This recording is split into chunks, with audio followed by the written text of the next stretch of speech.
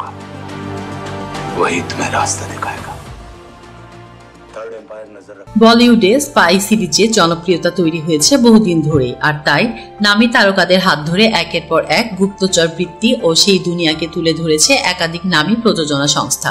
যশ রাজ ফিল্মসের প্রযোজনায় তৈরি বলিউডের সাম্প্রতিক ব্লকবাস্টার স্পাই ফিল্ম হল পাঠান ওয়ার এবার আদিত্য চোপড়া আনতে চলেছেন পাঠান 2 ও ওয়ার 2।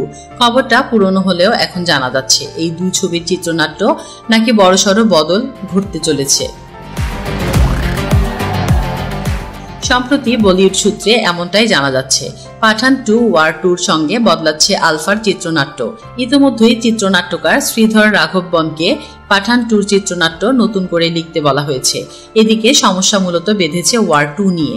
তবে ছবির যে অংশগুলো নিয়ে সমস্যা তৈরি হতে পারে সেগুলো নিয়ে নতুনভাবে ভাবনা চিন্তা শুরু করেছেন প্রযোজক আদিত্য চোপড়া।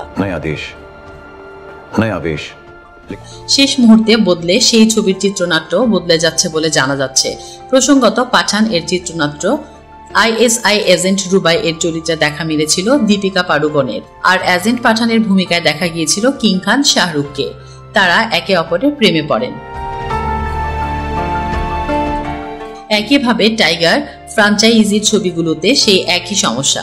সেখানেও পাকিস্তানি গুপ্তচর জোয়া ক্যাটরিনা কাইফের সঙ্গে সালমান খানের প্রেম দেখানো হয়। এই বিষয়গুলি নিয়েই সমস্যা তৈরি হতে পারে বলেই মনে করেছে প্রযোজনা সংস্থা। আর তাই গুপ্তচর বিশ্বের এই ছবিগুলির আগামী পার্টের চিত্রনাট্য একটা বড়সড় বদল আনতে চলেছেন তারা। তাসলিম আক্তার শিমু, SBS বাংলা।